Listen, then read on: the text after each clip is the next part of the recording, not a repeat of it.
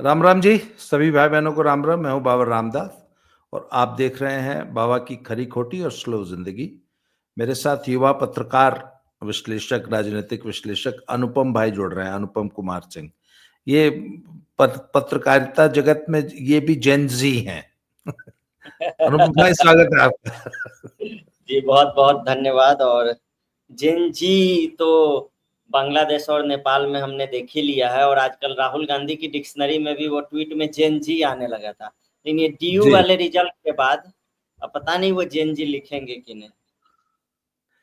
खैर, जरा जो लालू की जेनजी है, जी जी। लालू प्रसाद जी की, उनके यहाँ मैंने सुना बड़ा घमासान मचा है। जरा हमें आप बताएंगे ये बिहार में जो ये लालू परिवार में जो खींचतान चल रही है, ये रोहिणी आचार्य का क्या झगड़ा क्या है लालू प्रसाद से? अंदर की बात बताइए जरा।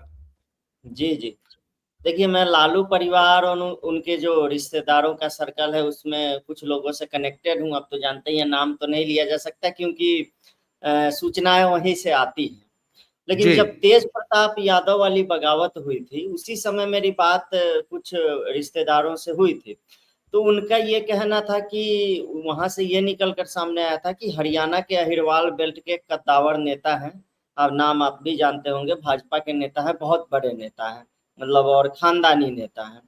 तो उन्होंने और लालू यादव के सालों में से एक जो है, उनके परिवार ने मिलकर उनके साथ तेज प्रताप यादव की मीटिंग करवाई थी।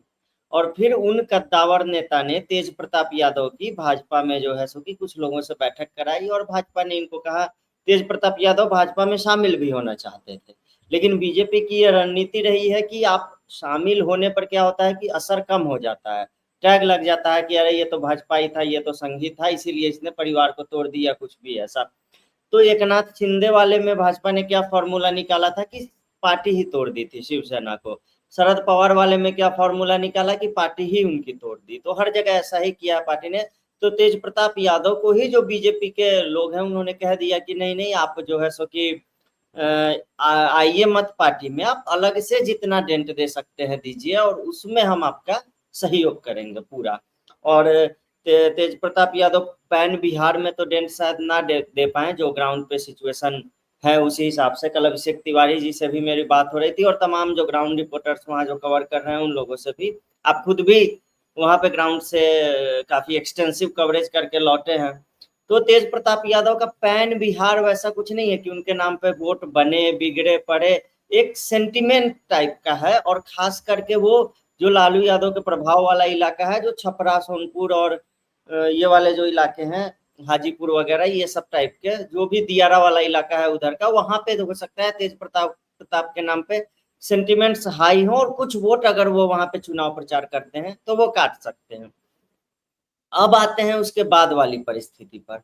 उसके बाद वाली परिस्थिति क्या बनती है कि रोहिणी आचार्य ने एक पोस्ट डाला, जिसमें जो जिस वैन से तेजस्वी यादव यात्रा निकाल रहे हैं, और ये यात्रा भी इसीलिए निकाली जा रही है, वो भी मैं बता दूं, क्योंकि राहुल गांधी यहाँ पर आके वोटर अधिकार यात्रा निकाल कर गए थे। अब वोटर अधिकार यात्रा का कोई असर ही नहीं हुआ बिहार में जमीन पे, और राहुल गांधी के कान में उनके जो सलाहकारों की फौज है, केसी वेणुगोपाल, जयराम रमेश, सुप्रिया श्रीनेत और ये पवन खेरा टाइप के जो लोग हैं, उन्होंने कह दिया कि अरे बहुत सफल यात्रा रही, एकदम ग्राउंड पे खूब कवरेज मिल रही है। वो जो दो चार मीडिया संस्थानों ने छापा, उसी को उन्होंने कवरेज समझ लिया। लेकिन राजद तो वहां पे जमीन पे है, तेजस्वी का वहां पर जनाधार है, या लालू परिवार का जो भी है वो है, और वो 30 सालों से है। तो वो जब जमीन पे निकले, तो उन्हें क्या पता चल रहा है कि वोटर अधिकार यात्रा का तो कुछ असर ही नहीं है जमीन पे। जब और वोटर जब वोट डालने जाएगा वोटिंग के दिन, और बिहार में या फिर भारत में एक चुनाव थोड़े ना होते हैं। यहाँ पे चुनाव जो है सो कि पैक्स के चुनाव गांव में होते रहते हैं, पंचायत के चुनाव होते हैं, अभी इसके बाद बिहार में होंगे। अभी से जो मुखिया, सरपंच, पंचायत समिति और जिला परिषद अध्यक्ष, इन सारे पदों के लिए त्रिस्तरीय व्यवस्था है पंचायत की। तो इन सारे पदों के लिए अभी से ग्रुप्स बन गए हैं, दो चार ऐसे गांव के ग्रुप बन गए, उसमें मुझे भी जोड़ा गया। तब मुझे पता चला कि ये विधानसभा चुनाव तो पहले होगा, पंचायत चुनाव जो बाद में होने वाला है उसकी हलचल अभी शुरू हो गई है। तो लोग जब वोट डालने जाएंगे विधानसभा चुनाव में, और वो वोट डाल के आएंगे, जैसे वो लोकसभा में भी डालते थे, पंचायत में भी डालते थे, पिछली विधानसभाओं में भी डालते थे, तो उनका अधिकार तो कहीं नहीं गया। वो तो देख रहे हैं लोग कि हाँ भाई मैंने तो वोट डाल दिया, तो अब उन्हें वोटर अधिकार वाली यात्रा से कोई मतलब ही नहीं रही। ये चीज राजद ने सेंटिमेंट को समझ लिया वहां पे ग्राउंड पे जाकर। कुछ पैठिया है सचमुच जिसके नाम कटे हैं, वो तो कभी फोर फ्रंट पे नहीं आएगा। वो तो ये सोचेगा कि मैं किसी तरह जेल से, डिपोटेशन से, प्रत्यर्पण से बच के रहूं, तो वो छिप के रहेगा, तो उससे कोई असर पड़ना नहीं है। तो तेजस्वी यादव ने इसीलिए अपनी एक दूसरी यात्रा निकाली, और उन्होंने रोजगार, शिक्षा, पलायन, इन 3-4 क्षेत्रों को जो है वो कवर करने के लिए निकाला गया कि नहीं तो दिक्कत हो जाएगी। फिर राहुल गांधी जो यात्रा निकाल के गए हैं, राहुल गांधी ने पूरी यात्रा में कहीं नहीं कहा कि तेजस्वी यादव हमारे मुख्यमंत्री पद के साझा उम्मीदवार हैं। अभी तेजस्वी यादव का एक इंटरव्यू आया है, तो उसमें उन्होंने कहा है कि आप सुन लेंगे कुछ दिन में राहुल गांधी के मुंह से भी कि हाँ हम ही उम्मीदवार हैं। वो कॉन्फिडेंट है इस चीज को लेके, क्योंकि उनको पता है सीटों की बार्गेनिंग में अंत में लालू यादव पड़ेंगे, और फिर पीछे हटना ही पड़ेगा कांग्रेस को। कांग्रेस के पास कोई विकल्प नहीं है बहुत ज्यादा। और तो समाजवादी पार्टी इन चीजों को बड़ी ही बारीकी से देख रही है, क्योंकि अगर बिहार में ये कंप्रोमाइज करेंगे तो यूपी में भी इनसे कराया जाएगा, इसीलिए ये और ज्यादा डरे हुए हैं। तो रोहिणी आचार्य का एक पोस्ट आता है जिसमें जिस वैनिटी वैन पे बैठकर तेजस्वी यादव खाते खाते खाना और वो यात्रा निकाल रहे हैं, उसमें उनकी जगह पर आगे संजय यादव बैठा हुआ था। अब ये संजय यादव लालू परिवार का सबसे करीबी सलाहकार है। आपने अभी तक जो तमाम शो किए हैं उसमें ये तो पता चल ही गया होगा कि उसके ही कहने पे सारे निर्णय तेजस्वी यादव ले रहे हैं। लेकिन सिर्फ यहाँ एक संजय नहीं है, संजय तो हर जगह है। वैसे धृतराष्ट्र के भी संजय थे, नीतीश कुमार के पास संजय झा है, शिवसेना में उद्धव के पास संजय राउत है, आम आदमी पार्टी में अरविंद केजरीवाल के पास संजय सिंह है। तो ये संजय हर जगह है, लेकिन ये वाले संजय जो है ये थोड़े से अलग हैं। ये प्रचार करवाते हैं कि गुजराती दो आकर बिहार में बिहार को लूट रहे हैं, बिहार को कुछ नहीं देते हैं, ये बाहरी है। और खुद ये वाले संजय जो हैं ये हरियाणवी हैं, और ये बिहार में जाके वहां की रणनीति बना रहे हैं। और एक ऐसे ही नहीं, यहाँ 3 ऐसे हैं, एक संजय यादव, एक शक्ति सिंह यादव, और एक का नाम है इंजीनियर सुशील। तो ये जो 3S हैं, इनमें से कोई खरीद फरोख्त में पकड़ा गया विधायकों की, कोई जो है सो कि बनियान पहन और चड्डी पहन के दारू पार्टी करते हुए वीडियो किसी का वायरल हो गया, और अब इसका तेजस्वी यादव की जगह पे वीडियो वायरल हो गया। तो रोहिणी ने ये ट्वीट किया कि इस जगह पे जहां सिर्फ लालू परिवार का ही सदस्य बैठ सकता है, वहां पे कोई बाहरी क्यों बैठा हुआ है। और संजय यादव की हैसियत आप इससे भी समझ जाइए कि एक ही कार में उधर वाली खिड़की पे तेजस्वी बैठे हुए हैं और इधर वाली पे संजय यादव, और दोनों दोनों तरफ मीडिया को इंटरव्यू देते रहते हैं। सामान्यतः क्या होता है कि आप बैठे हुए हैं, आपका नेता बैठा हुआ है, तो आपका नेता का जो इंटरव्यू चल रहा है तो आप शांत रहते हैं कि उसमें दखल ना चला जाए, उस कोई हंगामा हल्ला ना हो जाए। लेकिन इनको कोई परवाह नहीं है, तेजस्वी जहां से इंटरव्यू दे रहे हैं बगल में बैठ के ये भी अपना अलग इंटरव्यू दे रहे हैं, ये इनकी इतनी हैसियत है। तो रोहिणी ने जब ट्वीट किया उसके बाद से आनन फानन में उनको अप्रोच किया गया, परिवार में सुलह कराने की एक अंतिम कोशिश की गई। फिर उस जगह पे दलित, आदिवासी, दलित विधायकों को, ओबीसी विधायकों को बैठाया गया जहां संजय यादव बैठे हुए थे, और फिर रोहिणी से पोस्ट करवाया गया कि दलितों को, पिछड़ों को ये सामाजिक न्याय की लड़ाई है, देखिए अब जगह मिल गई है, और वो वहां पे बैठ रही है। लेकिन रोहिणी का जो मामला है वो थोड़ा सा एकदम अलग है। उन्होंने लालू प्रसाद यादव को अपनी किडनी दी है, और सिंगापुर में उन्हीं के यहाँ रह के लालू प्रसाद यादव ने स्वास्थ्य लाभ कराया है, उनके दामाद ने ही उनका पूरा इलाज कराया है। अब इतने बड़े राजनीतिक परिवार में कुछ भी, कोई भी कदम केवल और केवल रिश्तों के आधार पर नहीं उठाया जाता है। जब परिवार राजनीतिक है तो उसमें राजनीति कुछ न कुछ होती ही होती है। और आज देखिए रोहिणी, उसी रोहिणी ने फेसबुक पर और एक्स पर अपने पिता को जो उन्होंने किडनी दी थी उसका वीडियो जो है वो डाल दिया है। तो इससे आप अंदाजा लगा सकते हैं कि लोकसभा चुनाव हारने के बाद रोहिणी आचार्य को ये लगता था कि वो विधानसभा चुनाव में किसी तरीके से खड़ी होंगी और उसमें उनके जीत के आसार जो हैं वो होंगे। लेकिन तेजस्वी यादव को संजय यादव ने ये कह दिया है कि लालू परिवार से सिर्फ एक ही व्यक्ति लड़े, तो इससे आप परिवारवाद के जो आरोप है उससे लड़ सकते हैं, उसको आप नकार सकते हैं। और आप केवल लड़िए लालू परिवार से। तो लालू परिवार में सबके टिकट काट दिए गए इस तरह से, और रोहिणी जो की नाराजगी का कारण भी यही है। अब इसमें आता है एक और किरदार, मीसा भारती, जो इनकी सबसे बड़ी बेटी है। अब मीसा भारती जो है, उनके बारे में भी ये कहा जा रहा है कि उन्होंने राज्यसभा में ये राज्यसभा नहीं, ये कॉन्स्टिट्यूशन क्लब वाला जो चुनाव हुआ था, तो उसमें भी उन्होंने ये की थी, नहीं राज्यसभा नहीं, उपराष्ट्रपति वाला चुनाव, कॉन्स्टिट्यूशन क्लब वाला नहीं, उपराष्ट्रपति वाले चुनाव में भी उन्होंने क्रॉस वोटिंग की थी। जो 15 इनके थे ना, 15 जो इंडी गठबंधन के कहा गया था सांसद है जिन्होंने क्रॉस वोटिंग की है, उसमें आ रहा है कि एक मीसा भारती का भी नाम है। तो ये क्यों हुआ, कैसे हुआ, ये भी सोचने वाली बात है। मीसा भारती के जो पति हैं उनका एनसीआर में फार्म हाउस है, और जब ईडी के छापे पड़े थे नौकरी के बदले जमीन वाला घोटाला जो रेल मंत्रालय के लालू यादव के कार्यकाल में हुआ था, तो उस फार्म हाउस पे भी छापा पड़ा था, और वो वाले दामाद भी ईडी की रडार पे है। तो वो भी इतना कुछ अगर बर्दाश्त कर रहे हैं, परिवार में जांच एजेंसियों की मार सह रहे हैं, तो उनको भी तो कुछ चाहिए होगा फिर। अब ये दिक्कत आ गई है कि लालू यादव अपने ही पारिवारिक चक्रव्यूह में एक तरीके से फंस चुके हैं, बीमार हैं, बैठ के खाते पीते रहते हैं कुछ कुछ, लेकिन ये जो पूरा ताना बाना उनके ही इर्द गिर्द बुना जा रहा है, और उसमें वो एक तरीके से लाचार नजर आ रहे हैं। जी म्यूट है आप, म्यूट। जो सीट एडजस्टमेंट है अनुपम भाई, जी उसमें भी जी। मैंने सुना है कि कांग्रेस ने 78 सीट मांगना शुरू कर दिया है।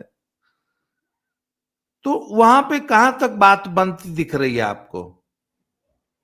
और जो देखिए ये जो बयान आया था कि नहीं तेजस्वी सभी 243 सीट पे लड़ेंगे, वो बोला कि नहीं असल में नहीं लड़ेंगे, नहीं उनका चेहरा तो रहेगा वही पृथ्वी है, ये सब वो सब गोलमोल बातें हो रही थी। क्या जी जी। एक्चुअल जो है सीट एडजस्टमेंट में क्या चल?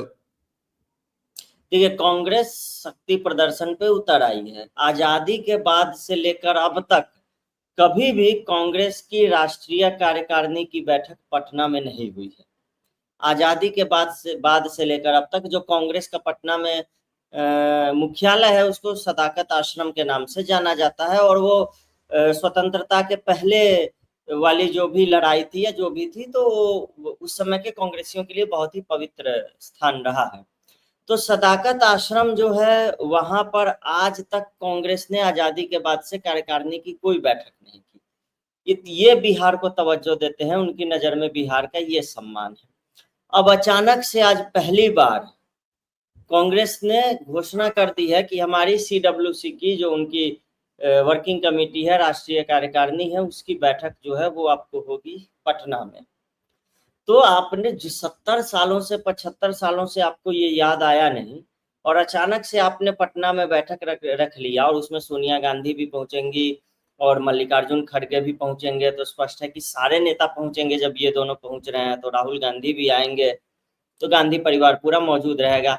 और कांग्रेस की राष्ट्रीय कार्यकारिणी की बैठकों को हाइप मिलती रही है हमेशा से, तो मीडिया में भी थोड़ी सी हाइप बनेगी। तो कांग्रेस पूरे तरीके से शक्ति प्रदर्शन पे उतर आई है, और वो अपनी लड़ाई भाजपा से नहीं, अभी राजद से लड़ रही है। क्योंकि इनके दो नेता थे जो सक्रिय हो रहे थे, पप्पू यादव थे, कन्हैया कुमार थे, जो घूम घूम के थोड़ा सा सक्रिय हो रहे थे। लालू परिवार के कहने पर इन्होंने उन दोनों को नीचा दिखा दिया, दोनों को डीएक्टिवेट कर दिया एक तरीके से, जो वो लोग यात्रा वात्रा निकाल रहे थे उनको। तो अब कांग्रेस के पास राज्य में नेतृत्व का संकट है। इनके जो प्रदेश अध्यक्ष हुआ करते थे, इनके पास एक बड़े नेता थे, दलित थे, अशोक चौधरी के रूप में। अब वो अशोक चौधरी नीतीश कुमार के खासम खास है सबसे ज्यादा। आज प्रशांत किशोर ने भी उन्हीं अशोक चौधरी पे अटैक किया है प्रेस कॉन्फ्रेंस करके। तो अब इसमें यह है कि कांग्रेस का पूरा शक्ति प्रदर्शन आरजेडी को दिखाने के लिए है, सीटों के बंटवारे को लेकर है। वो 70 सीट मांग रहे हैं, और उसमें से पिछली बार भी उनको 70 सीटें मिली थी, इस बार ज्यादा मांग रहे हैं। 70 में से पिछली बार ये 19 जीते थे, और राजद जो है वो बहुमत से पीछे रह गई थी। उसका कारण पार्टी ने यही बताया था कि अगर हम कांग्रेस को 30 ही सीटें देते, 40 ही सीटें देते, उसमें से 30 और 35 सीटों पर भी खुद लड़ गए होते, तो हमारा स्ट्राइक रेट बेटर होता, और हम हो सकता है कि सरकार बनाने की स्थिति में होते। तो राजद अब ये गलती फिर से दोहराने की वो नहीं जाएगी। और कांग्रेस जो है वो बार्गेनिंग में और ज्यादा लग गई है। कांग्रेस को ये भी डर है, यहाँ अगर समझौता कर लिया तो यूपी में देख रहे हैं अखिलेश यादव जो खुलेआम कह चुके हैं एक बार की बहुत चालू पार्टी है कांग्रेस, कांग्रेस को वोट मत देना। भरी सभा में अखिलेश यादव ने एक बार कहा है। उसके अलावा एक पॉडकास्ट में भी उन्होंने कहा है कि कांग्रेस कहाँ है, कांग्रेस पार्टी तो खत्म हो गई। तो कांग्रेस को ये डर है कि बिहार में इन्होंने अगर मोल भाव के टेबल पे अगर झुक गए तो फिर इनके साथ वही यूपी में होने वाला है, वहां भी इनको सीटों के लिए तरसा दिया जाएगा। और मुकेश सहनी भी तो है बिहार में, मुकेश सहनी को भी एडजस्ट करना है राष्ट्रीय जनता दल को, तो वो कैसे करेंगे, उनको कितनी सीटें देंगे। लेकिन जहां तक मैं एनडीए गठबंधन का देख रहा हूँ वहां चीजें मुझे क्लियर नजर आ रही है कि 100 के अराउंड सीटों पर जदयू और भाजपा का जो गठबंधन जैसे लड़ता है वैसा ही लड़ेगा। और बाकी 40 में जो है जीतन राम मांझी और चिराग पासवान एडजस्ट किए जाएंगे। और नीतीश कुमार अपने कोटे के सीटों में से जो उपेंद्र कुशवाहा हैं उनके कैंडिडेट्स को कुछ कुछ देंगे। तो ये एनडीए गठबंधन में हिसाब किताब जो है वो एकदम क्लियर है। आज देखिए जीतन राम मांझी की जो बहू है, उन्होंने, विधायक हैं वो भी, उन्होंने हमला किया है इन पे लालू परिवार के आंतरिक झगड़े पे कि इनका बड़ा बेटा जो है वो छोड़ के चला गया, अब बेटियों में घमासान मची हुई है। तो वहां गठबंधन का हिसाब किताब ये है, चीजें क्लियर है। सम्राट चौधरी जिन्होंने कभी कहा था कि नीतीश कुमार जब तक सीएम रहेंगे तब तक मैं पगड़ी नहीं खोलूंगा, और सम्राट चौधरी अब जो है नीतीश कुमार के नेतृत्व में चुनाव लड़ रहे हैं, नीतीश कुमार की जमकर प्रशंसा भी कर रहे हैं। तो एनडीए में कहीं कंफ्यूजन की कोई स्थिति नहीं है, नीतीश कुमार के चेहरे के साथ वो लोग जा रहे हैं। प्रधानमंत्री की रैलियां होनी है, अभी मोतिहारी में हुई है, पूर्णिया में हुई है, और पटना में रोड शो हुआ इसी साल। तो तमाम तरह के जो योजनाएं हैं वो मिल रही है। भागलपुर में जो पीरपैंती वाला जिस पर विवाद खड़ा किया गया थर्मल पावर प्लांट, वो 30,000 करोड़ का निवेश होने जा रहा है। बिहार में आज तक कहीं किसी कंपनी ने किसी भी इलाके में इतना बड़ा निवेश किया ही नहीं। इसीलिए तो कांग्रेस बौखलाई हुई थी और डरी हुई थी कि ये इन्वेस्टमेंट अगर आ गया तो बिहारी हमारी बात मानेंगे ही नहीं। तो इसीलिए उन्होंने इसमें अडानी वडानी वाला जो चक्कर जो किया, पूर्णिया एयरपोर्ट की लंबे समय से मांग थी वो हो गई, एक राष्ट्रीय मखाना बोर्ड की जो मांग थी वो हो गई। तो सारी मांगे एक एक करके पूरी हो रही है, काम हो रहे हैं। लेकिन फिर बात वही है कि विपक्षी खेमे में अब भी कंफ्यूजन वाली स्थिति है, संशय का माहौल है, उससे वो कैसे उबरते हैं ये देखना होगा। जी म्यूट अनम्यूट कर लें। अनुपम भाई, मुझे जी एक बात जी बताइए, पप्पू यादव शिष्टाचार भेंट करने गए थे मोदी जी से, या देखिए राजनीति में अगर कुछ भी होता है तो वो उसको you have to read between the lines. Pappu Yadav भी कोई प्रेशर टैक्टिक्स खेल रहे हैं क्या? और पप्पू यादव का कितनी विधानसभा सीटों पे सचमुच प्रभाव है? जी जी पप्पू यादव का मैं एक हिसाब किताब आपको बता देता हूँ। पप्पू यादव जो है उनका प्रभाव प्रभाव वैसे कहा जाए, जो इससे पहले इन्होंने पार्टी भी बनाई थी जाप करके, तो इनका प्रभाव पूरे कोसी अंचल में है एक तरीके से। मतलब जो शहर, खास करके जो मधेपुरा, पूर्णिया, सहरसा जो है वो उन इलाकों में है इनका प्रभाव। और हल्का फुल्का सीमांचल में भी है, लेकिन सीमांचल हटा दीजिए, वो अब गन केस है, वहां पे उनका प्रभाव अब नहीं रहा। लेकिन पूर्णिया भी सीमांचल का ही हिस्सा मानते हैं अगर, तो वहां भी है। जी। लेकिन जब वो खुद अपनी पार्टी बना के चुनाव लड़े तो इनके उम्मीदवारों को वोट नहीं आए। तो ये बात है कि उसको वोटों में कन्वर्ट करना वो कितना कठिन है। लेकिन कांग्रेस जिस तरीके से इन्हें अपमानित कर रही है तो उसमें कांग्रेस का घाटा होना पक्का है। अब मैं आपको थोड़ा सा ये बता देता हूँ किस्सा पप्पू यादव का ही। पप्पू यादव की जो पत्नी है रंजीता रंजन, वो भी सांसद है। कांग्रेस ने उन्हें राज्यसभा का सांसद बनाया हुआ है और पहले लोकसभा भी जीत चुकी हैं। बुलेट से संसद वो जाती रही हैं, उस समय अखबारों में उनकी तस्वीरें काफी वायरल हुआ करती थी। तो इनका एक बेटा है सार्थक रंजन। अब सार्थक रंजन जो है उसको सेट करने के लिए पप्पू यादव कांग्रेस में आए थे। और रंजीता रंजन के बारे में कहा जाता है कि वो बेटे को लेकर काफी एक्टिव रहती हैं, हाइपर रहती हैं, और बचपन से लेके आज तक उनके बेटे की जिन भी लोगों ने मदद की है स्कूलिंग से लेके बाकी सारी चीजों में, उन लोगों को याद रखती है। तो बेटे को लेकर इस कदर प्यार है उनका। और पप्पू यादव जो है, उनको इन्होंने स्पष्ट अल्टीमेटम दिया हुआ है कि आप किसी भी तरीके से अपना राजनीतिक करियर डूबने से पहले बेटे को सेट कीजिए। और अभी और ये बेटे को सेट करने की बजाय लॉरेंस बिश्नोई से धमकी लेके आ गए। इस कारण पत्नी ने भी बोरिया बिस्तर में बांधा और निकल गई, वो भी अलग रहने लगी। लेकिन ये इनको अल्टीमेटम दे दिया कि बेटे को किस तरीके से सेट करो।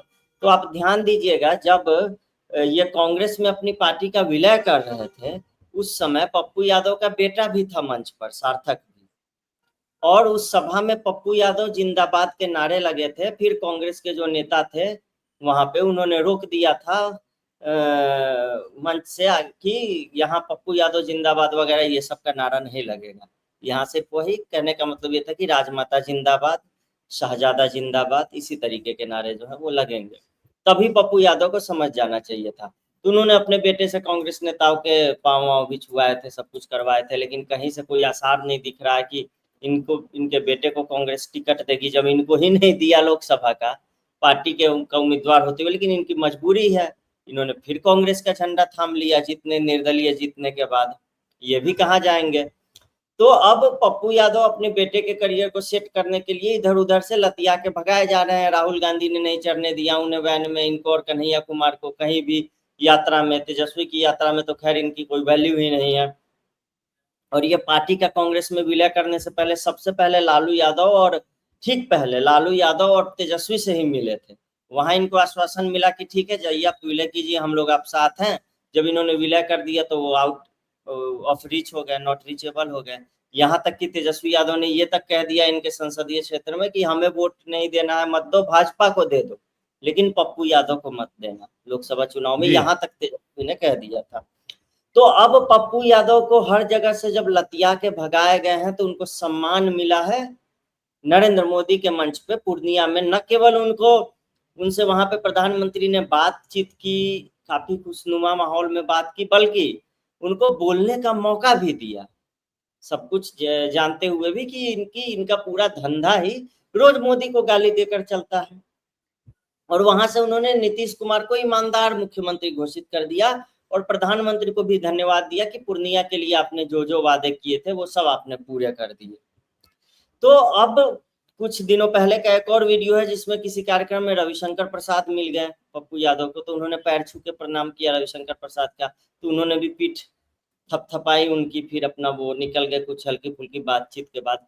तो पप्पू यादव हर दरवाजा खटखटा रहे हैं बेटे के लिए, सारे दरवाजे खटखटा रहे हैं, लेकिन कहीं से कुछ हो नहीं पा रहा है। समस्या ये है कि उनका अपना तो सेट है करियर, और एक तरीके से कहने की लास्ट स्टेज में ही है। वो खुद को तो वैसे प्रधानमंत्री से भी सीनियर बताते हैं, कहते हैं कि उनके राजनीति में आने से पहले मैं विधायक सांसद बन गया था, तो फिर क्या वो मैं उनसे ज्यादा सीनियर हूँ। ठीक है, मान लीजिए आप वो संगठन का काम कर रहे थे, आप चुनावी राजनीति में पहले उतर गए थे, लेकिन आज उसी प्रधानमंत्री की आप तारीफ करते नहीं थक रहे हैं। तो वो हर दरवाजे पे जाएंगे, जो कहेगा कि हम आपके बेटे का करियर सेट कर देंगे वो उनका अपना हो जाएगा। लेकिन इसमें एक और पेच है, अगर ये भाजपा के साथ जाएंगे तो पूर्णिया के जिन मुसलमानों ने राजद को छोड़ के इनको वोट देके जिताया है वो नाराज हो जाएंगे। मस्जिद मस्जिद जाकर जो इन्होंने रोना धोना किया था, रोए थे हर जगह, टिकट नहीं दिया टिकट नहीं दिया, तो वो समस्या जो है इनके सामने वो आन खड़ी हो जाएगी। तो भाजपा में पप्पू यादव की राजनीति अभी पूरी की पूरी कंफ्यूजन वाली स्थिति में। जी ओवैसी साहब,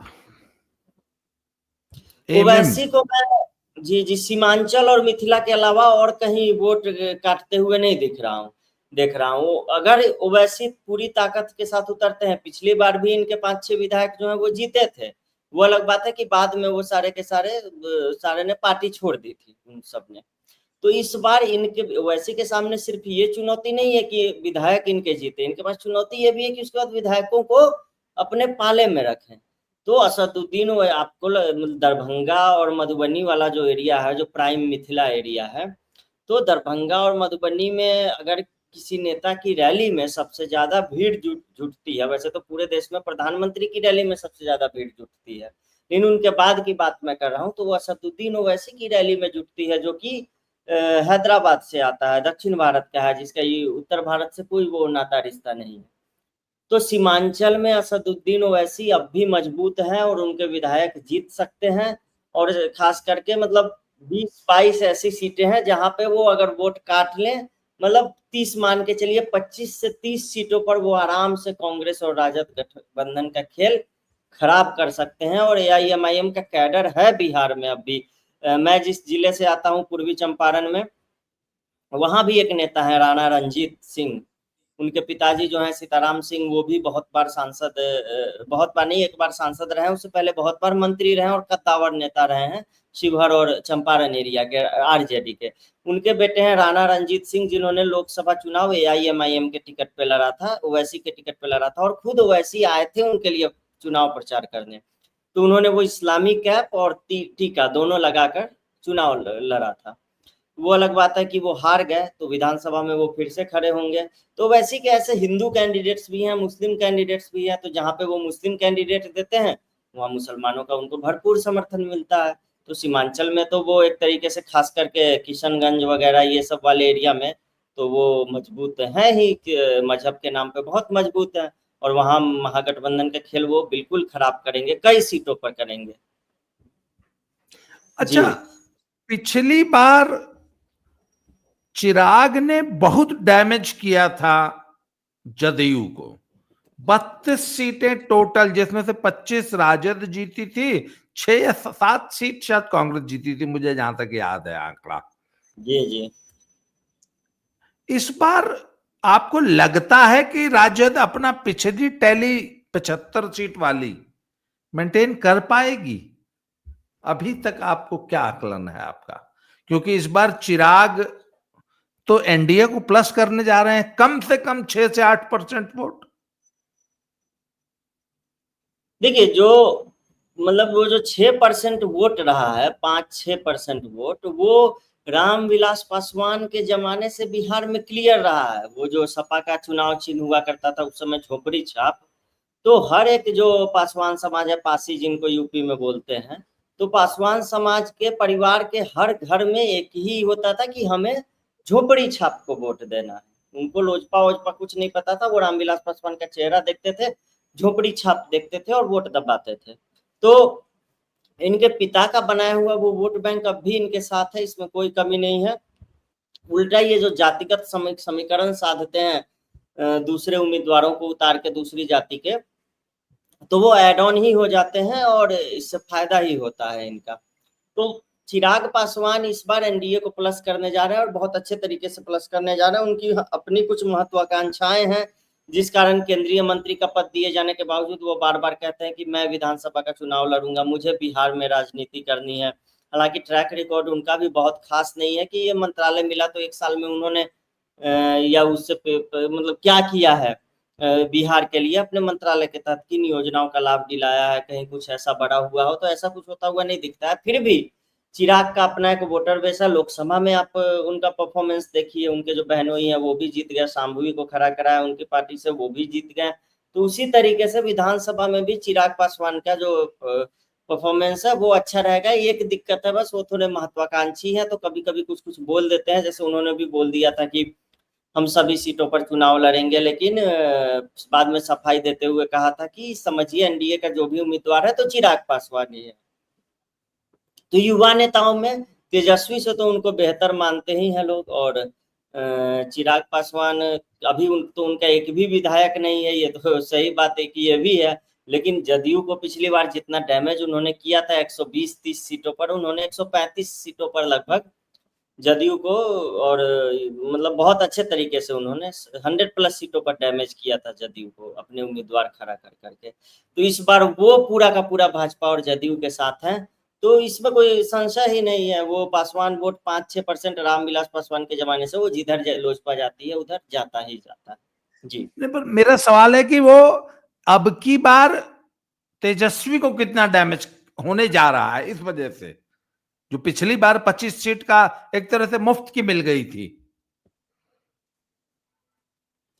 हाँ, पिछली बार तेजस्वी यादव का परफॉर्मेंस थोड़ा सा अच्छा रहा था। राजद से किसी को उम्मीद नहीं थी, और चुनाव के बाद चुनाव और मतगणना के बीच का जो समय था उसमें तो इतना तेजस्वी तेजस्वी हो गया था कि सबको लग रहा था कि राजद वापस आ रही है। लेकिन आप ये भी तो देखिए, पिछले चुनाव में इन्होंने लालू यादव और राबड़ी देवी को पोस्टरों से गायब कर दिया था। जंगल राज की जो यादें हैं वो थोड़ा थोड़ा जनता के मन से गायब होने लगी थी, और अब अचानक से जंगल राज खत्म हुए 20 साल हो गए, लेकिन फिर भी लालू यादव और राबड़ी देवी पोस्टरों में लौट आए हैं। लालू यादव के लगातार बयान आते रहते हैं, कैंडिडेट्स उनसे मिल रहे हैं। तो आप ये समझ लीजिए कि लालू यादव का चेहरा फिर से वापस आना ये और घाटे वाली बात है तेजस्वी के लिए। इनको लगता है ये सामाजिक समीकरण साध लेंगे लालू यादव को सामने लाकर, तो इस कारण भी सीटें घटेंगी, क्योंकि इस बार जंगल राज की यादें भाजपा ने फिर से ताजा करा दी है। तमाम तरह के जो पॉडकास्ट हो रहे हैं, जो वीडियो बन रहे हैं, उनमें तो दिखाया जा रहा है कि जंगल राज में कैसे चीजें होती थी, कैसे इनकी बेटी की जब शादियां होती थी तो गहने ले लिए जाते थे, जो गाड़ियों के शोरूम से गाड़ियां उठा ली जाती थी, तो इस तरह की चीजें होती रहती थी। तो तेजस्वी यादव को मैं तो घाटा होता हुआ देख रहा हूँ। हालांकि एम वाई समीकरण जो उनका रहा है उसमें एम पूरा उनके साथ है, अब वाई भी टूट गया है। यादव में भी कई राष्ट्रवादी यादव हैं और कई ऐसे हैं जिनको मोदी सरकार की योजनाओं का लाभ मिलता है। और ये नीतीश कुमार, ये महिलाओं में खास करके ये जीविका दीदी, ड्रोन दीदी, लखपति दीदी, आंगनबाड़ी की जो सेविकाएं हैं वो सारी, तो हर जगह नीतीश कुमार ने कहीं किसी का वेतन बढ़ाया, कहीं वित्तीय सहायता का प्रावधान किया, उस तरीके से दांव खेला है। और इसमें तेजस्वी को अपनी जाति का भी इस बार पूरा साथ नहीं मिलने जा रहा है। जी तो आपको क्या लग रहा है कब तक डेट्स आ जाएंगी और चुनाव आयोग कब तक घोषणा कर? दिवाली छठ के कारण मुझे लगता है पेच थोड़ा सा फंसा हुआ है। दिवाली और छठ के दिन बीच में 20 दिनों का समय होता है, और छठ जो है हमारा सबसे बड़ा पर्व भी है। वो दिवाली होली से बड़ा पर्व है जो भी बिहारी होते हैं उनके लिए। तो उसमें है कि छठ के अराउंड, दिवाली छठ के बीच में तो चुनाव शायद रख नहीं सकते हैं। दशहरा दिवाली के बीच जो 20 दिन का विंडो मिल रहा है उसमें रख सकते हैं। और बिहार में कम से कम 4 से 5 चरण में चुनाव होते ही होते हैं। तो 20 दिन में क्या पांचों चरण ये खत्म करा पाएंगे, या फिर एक दो चरण को छठ के बाद के लिए रखेंगे? क्योंकि जो भी पलायन करके बिहार से बाहर गए हैं वो सब छठ में वापस आते हैं। तो चुनाव आयोग इसी हिसाब से तारीख तय अच्छा, करेगा कि वो लोग भी वोट डाल पाए। जी पंजाब से बहुत बड़े पैमाने पे बिहारी मजदूरों को मार के भगाया जा रहा है और पंजाब में हालात बहुत ज्यादा खराब है। इसकी कोई चर्चा बिहार और बिहार के राजनीतिक सर्कल्स में है या उन? मुझे जी जी, जी। मुझे मतलब समझ में नहीं आ रहा है कि भाजपा इस मुद्दे को उठाने में इतना चूक क्यों रही है। क्योंकि कोविड काल में आप देख लीजिए कि जब अरविंद केजरीवाल ने आनंद विहार बस स्टेशन पे छोड़ दिया था सारे बिहारियों को और यूपी के लोगों को, उसके बाद योगी सरकार ने स्पेशल बसें चलाकर फिर उनको अपने गंतव्य तक पहुंचाया था। तो उस मामले को बहुत अच्छे से उठाया गया था उस समय। लेकिन बिहार में ये पंजाब वाला मामला जो है वो नहीं उठाया जा रहा है। ये तो थोड़ा आश्चर्यजनक तो है ही। और वहां एक अभियान चल रहा है पूरा, भैया भैया जो बोलते हैं यूपी बिहार के लोगों को वहां पर, कि नहीं भैया नहीं, लोगों नारा को है बचा। जी। पंजाब बचाओ भैया भगाओ, बकायदा माइक पे हाँ, अनाउंसमेंट है। और और एक दो क्राइम इंसिडेंट के कारण ऐसा किया जा रहा है, फिर तो ड्रग्स के कारण सबसे, और बाढ़ के कारण अभी पंजाब में जो ये लोग आतंकियों के साथ मिलकर काम कर रहे हैं, जो पंजाब के कई ऐसे वो हैं लोग, बाढ़ की स्थिति का फायदा उठाकर ड्रोन से हथियार मंगाए जा रहे हैं। अभी आप 2 दिन पहले की खबरें देखिए, जो पिछले 3-4 दिन में क्या हुआ है। ड्रोन से हथियार गिराए जा रहे हैं, ड्रोन से ड्रग्स गिराए जा रहे हैं। पूरे भारत में हेरोइन की जितनी मात्रा पकड़ी जाती है एक साल में, उसका 60-70% अकेले, 50%, आधा से ज्यादा समझ लीजिए, मैं कह लूं पंजाब से केवल पकड़ा जाता है। तो ये खुद को तो देखे कि एक किसी क्राइम में कोई बिहार का व्यक्ति आपको इन्वॉल्व मिल गया, उसके बाद आपने पूरा अभियान चला दिया। तो नशे के कारोबार में तो आप राज्य इन्वॉल्व हुआ दिख रहा है। फिर उसके लिए क्या किया जाए? उसके लिए तो कुछ किया नहीं जा सकता। और बिहार में भाजपा को इस मुद्दे को जोर शोर से उठाना चाहिए। मुझे लगता है एक कारण ये भी है कि आम आदमी पार्टी की सरकार है पंजाब में, और आम आदमी पार्टी का बिहार से कोई अभी लेना देना है नहीं, ना जनाधार है, ना उनको उम्मीदवार मिलेंगे, ना वो पता नहीं लड़ भी रहे हैं या नहीं लड़ भी रहे होंगे, तो उनको कुछ होने वाला नहीं है। तो इस कारण हो सकता है अगर वहां कांग्रेस की सरकार होती तब भाजपा इस मुद्दे को बिहार में बहुत ही आक्रामकता के साथ उठाते हुए नहीं, हमें दिखा। मैं इसको ऐसे भी देखता हूं कि लाखों की संख्या में अगर बिहारी लौट के बिहार आता है तो हो सकता है वोट देगा। वो बिहार, अच्छा आगे फेस्टिवल सीजन है, छठ, दीपावली, दशहरा सब आ रहा है, छठ पे वैसे भी उनको आना ही था, तो चलिए 1 महीना पहले आ गए। वोट दे के, जब वो एक बार वोट दे के खाली हो जाएंगे, फिर तब शायद बिहार के पॉलिटिकल एस्टैब्लिशमेंट को सुध आएगी कि चलो भैया इनका भी कुछ करना है। खैर अनुपम भाई, देखते हैं, बात करते हैं सर, एक बार डेट्स डिक्लेयर हो जाएं उसके बाद दोबारा चर्चा जी जी, करेंगे। हाँ, उसके बाद चीजें और और क्लियर होती चली जाएंगी। तब तक चीजें और क्लियर होंगी, सीट एडजस्टमेंट भी तब तक हो जाएगा, थोड़ी सी क्लैरिटी आ जाएगी। जी जी जी, आपने समय दिया इसके लिए आभार, धन्यवाद। दोबारा मिलते हैं। जय श्री राम, धन्यवाद। हर हर महादेव। जय श्री राम।